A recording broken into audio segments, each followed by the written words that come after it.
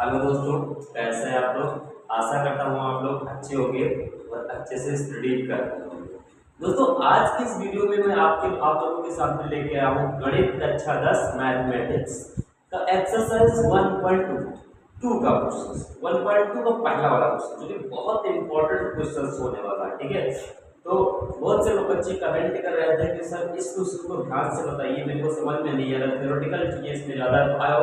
मैं आप लोगों को इस क्वेश्चन को इस तरीके से बताने वाला हूँ कि आप कभी भी भूलोगे नहीं। ठीक, और इस तरीके का क्वेश्चन सिद्ध करने का, प्रूव करने का क्वेश्चन बोर्ड एग्जाम में जरूर पूछा जाता है दोस्तों। तो आइए बिना देरी किए हुए वीडियो को स्टार्ट करते हैं और किस तरीके से इस क्वेश्चन को सॉल्व किया जाएगा देखते हैं। तो क्वेश्चन दोस्तों क्या कह रहा है कि सिद्ध कीजिए कि √5 एक अपरिमेय संख्या है। तो सबसे पहले दोस्तों आपको जानना पड़ेगा कि परमीय और अपरिमेय संख्या क्या है। ठीक है, अगर आप परमीय और अपरिमेय संख्या नहीं जानते हो तो प्रॉब्लम पड़ सकती है आपको। इस वाले क्वेश्चन में प्रॉब्लम पड़ सकती है। 6, 7, 8, 9 इन सारे क्लास में आपको परमीय और अपरिमेय रेशनल और इरेशनल नंबर के बारे में बताया गया होगा। ठीक है, तो मैं कुछ थोड़ा सा आपको बताया दे रहा हूँ यहाँ पे कि अपरिमेय संख्या क्या होती है। तो ऐसी संख्या वह संख्या जो p/q के रूप में ना लिखी जा सके, बट्टे के रूप में ना लिखी जा सके, that's is called irrational number. वही हमारी अपरिमेय संख्याएं कहलाएंगी। कहने का मतलब क्या होता है कि कोई भी संख्या है, कोई भी नंबर है, कोई भी संख्या है, कोई भी नंबर है, अगर अंडर रूट के अंदर है और अभाज्य संख्या है तब वो अपरिमेय संख्या हो जाएगी। फॉर एग्जाम्पल के लिए अगर मैं आपसे कहूं कि √7 आपका क्या है, तो आप क्या बताओगे? √7 आपका अपरिमेय संख्या है।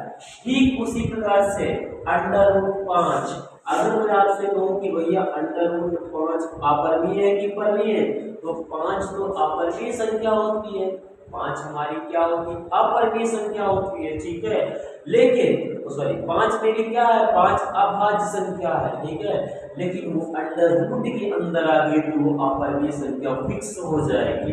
कह रहा सिद्ध कीजिए कि √5 एक अपरिमेय संख्या। तो भैया 5 अंडर रूट के अंदर है, 5 अभाज्य संख्या होती है और वो अंडर रूट के अंदर है तो क्या नाम है? अपरिमेय संख्या हो जाएगी। लेकिन वो कह रहा है इसको प्रूव करके दिखाओ। इसको क्या कह रहा है? प्रूव करके दिखाओ। तो आइए हम लोग सबसे पहले इसको देखते हैं। तो हम लोग करेंगे क्या दोस्तों, ये थोड़ा लॉन्ग क्वेश्चन है इसलिए मैं छोटा छोटा करके लिखूंगा। सिद्ध कीजिए कि √5 एक अपरिमेय संख्या है। हम क्या करेंगे कि उसने अपरिमेय कहा तो मैं परिमेय कह लूंगा, उल्टा कहूंगा। उसने अपरिमेय कहा तो मैं परिमेय करके लिखूंगा। तो मैं क्या लिखूंगा? माना √5 एक परिमेय संख्या है। हमने क्या मान लिया? परिमेय संख्या।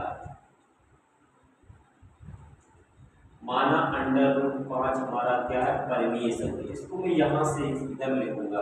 पार्ट इसका थोड़ा लॉन्ग क्वेश्चन है इसलिए मैंने पार्टीशंस कर दिया है। कुछ इधर लिखा जाएगा, कुछ इधर लिखा जाएगा और क्वेश्चंस को एक में नहीं रख दिया जाएगा। सटा सटा के लिख दीजिए, गड़बड़ लगे बच्चे को समझ में ना आए। ठीक, तो हम लोग क्या करेंगे कि थोड़ा इधर लिखेंगे छोटा छोटा करके और कुछ इधर उसका सवाल का पार्ट लिखेंगे। ठीक, तो लिखा माना √5 एक परिमेय। उसने आपको परिमेय करा था तो हमने क्या कर दिया? परिमेय संख्या। तो इसका मतलब क्या? √5 और बराबर में हो जाएगा p/q, क्योंकि परिमेय संख्या है। ठीक है, देखो √5 बराबर में क्या हो जाएगा? p/q। तो यहाँ पे क्या लिखेंगे? ब्रैकेट में लिख सकते हो कि जहां p और q एक सअभाज्य पूर्णांक है, सअभाज्य पूर्णांक है, तब यहाँ q is not is equal to 0 है। समझ रहे हो? यानी जहां P और Q एक सहाभाज्य पूर्णांक है। अब सहाभाज्य पूर्णांक दोस्तों क्या होता है? सहाभाज्य पूर्णांक का मतलब ये होता है कि ऐसी संख्याएं जो स्वयं से कटे या एक से कटे, दरअसल वो आपकी सहाभाज्य संख्या कहलाएगी। जैसे मैंने आपको बताया क्या, 3/7 ये आपकी सहाभाज्य संख्या बनाएगी। इसको P मान लो, इसको Q मान लो, ठीक। जैसे हमने लिख दिया 5/7 ये आपकी सहभाज्य। अगर मैं लिख दे रहा हूँ 6/4 तो दोस्तों ये सहभाज्य संख्या नहीं हो पाएगी, ठीक। मैंने लिख दिया 2/3 ये 2 कम 2 ये 3 ये कट जाएगा। मतलब कहने का मतलब ये भी जिस ऐसी संख्याएं जो स्वयं से विभाजित, किसी दूसरी संख्या से विभाजित ना हो, यानी वह सहभाज्य संख्या किसे कहते हैं? ऐसी संख्याएं जो अनंतर यानी किसी दूसरी संख्या से विभाजित ना हो, खुद से विभाजित हो, वही सहभाज्य संख्या कहलाती है। और पूर्णांक में जहां q is not is equal to 0, मतलब q का मान 0 नहीं होना चाहिए, q का मान 0 नहीं होना चाहिए, वरना आपका सिद्ध नहीं होता है, ठीक। जहां q is not is equal to 0, मतलब q का मान 0 नहीं है। तो आपको बात समझ में आ गई होगी कि सहभाज्य संख्या क्या होती है। तो हम लिखेंगे क्या दोस्तों, अंडर रूट ऐसे 5 और बराबर में p बटे में ऐसे q लिखेंगे, और यहाँ पे दोनों तरफ ध्यान से देखते रहिए, दोनों तरफ बोथ साइड, दोनों तरफ स्क्वायर कर देंगे। तो दोनों तरफ क्या करने पर दोस्तों, वर्ग करने पर, दोनों तरफ वर्ग करने पर। तो मैं इधर भी वर्ग करूंगा, किसी को दिक्कत तो है नहीं, एनी प्रॉब्लम नहीं है। माना देखो वो कह रहा था कि सिद्ध कीजिए कि अंडर रूट 5 एक अपरिमेय संख्या है, तो हमने क्या कर दिया कि माना अंडर रूट 5 एक परिमेय संख्या है। यहाँ पे अपरिमेय तो मैंने परिमेय मान लिया, तो अंडर रूट 5 बराबर p बटे q, जहाँ p और q एक सहभाज्य पूर्णांक है। सहभाज्य मतलब मैंने बताया तो एग्जांपल, यहाँ q का मान 0 नहीं है, मतलब जहाँ पे q है उसका मान 0 नहीं है। अब मैंने इसको ऐसे ऐसे उतार लिया। अब दोनों तरफ मैं क्या करूंगा दोस्तों, वर्ग कर दूंगा।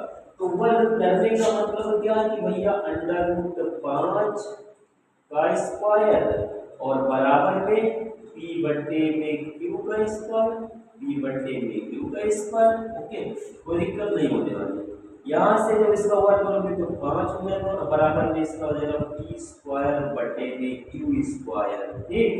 बटे में कुछ नहीं दोस्तों, तो मैंने 1 ले लिया, यहाँ पे मैं क्या करूँगा 5q स्क्वायर और बराबर p स्क्वायर हो जाएगा कुछ इस प्रकार से। इसको मैं समीकरण नंबर 1 मान के ले रहा हूँ, ठीक।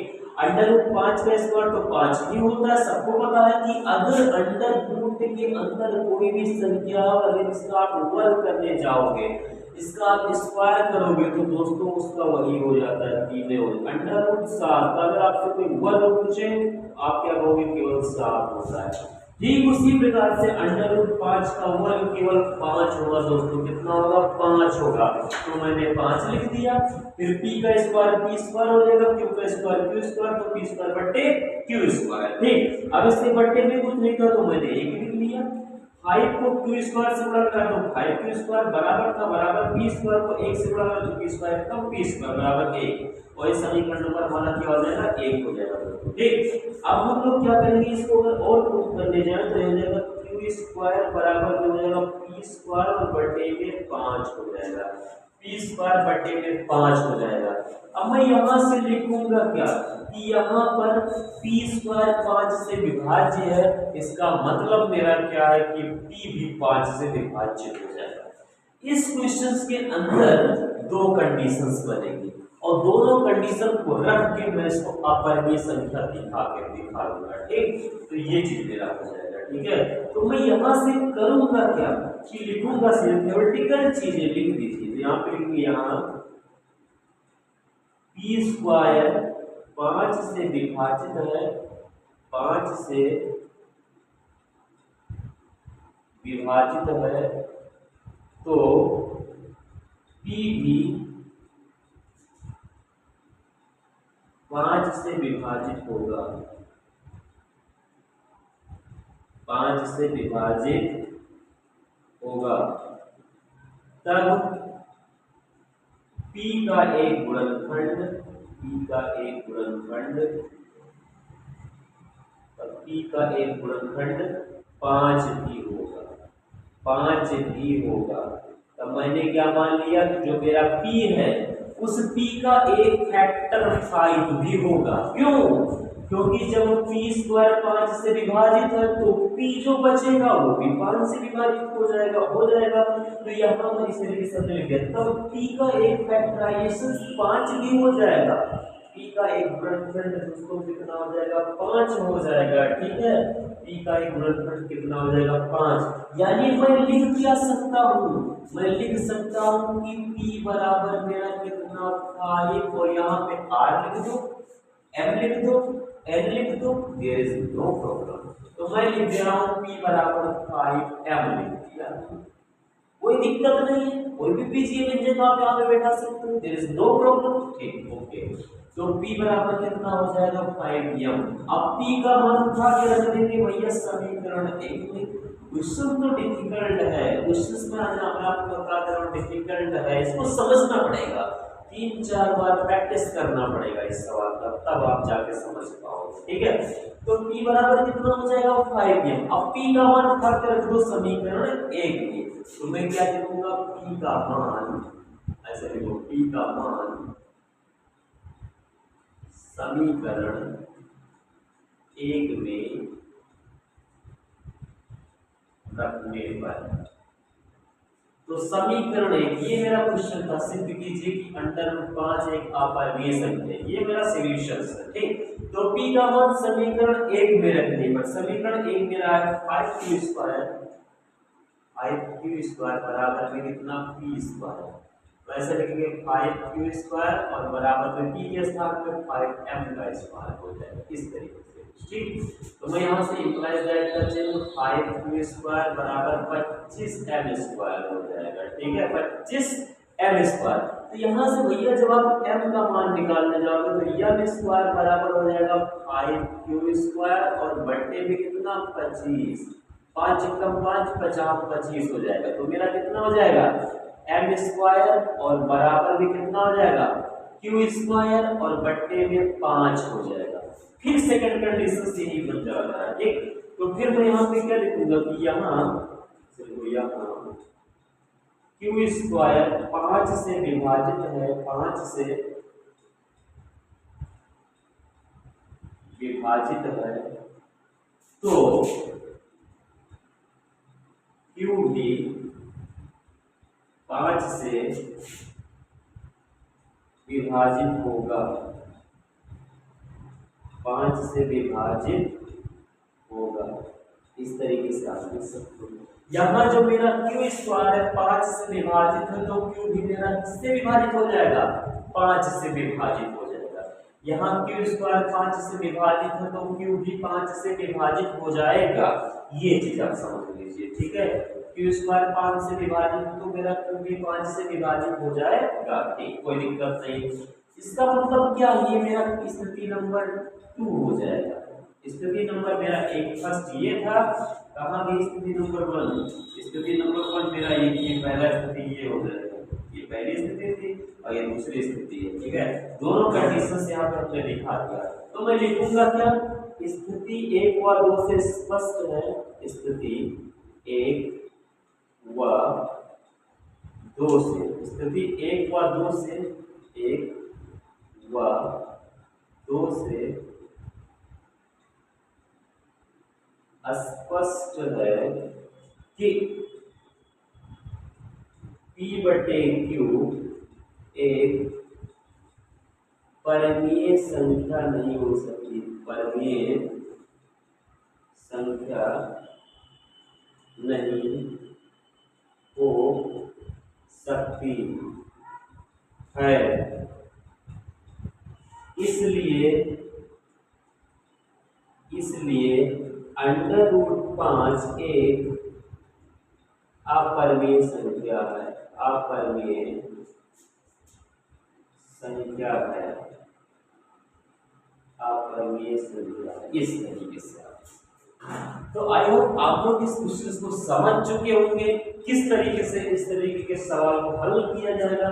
दोस्तों अगर ये सवाल अगर आ गया एग्जाम में तो आपसे 6-7 नंबर देके जाएगा, 6-7 नंबर आपका इस तरीके के क्वेश्चन से तैयार हो जाएगा। तो दोस्तों आज के ये 5 क्वेश्चन दिया जाएगा। तो काफी लॉन्ग क्वेश्चन था। अगली वीडियो में इसके 2 क्वेश्चन और सॉल्व किए जाएंगे। तो आज के लिए इतना ही। Thanks for watching my video.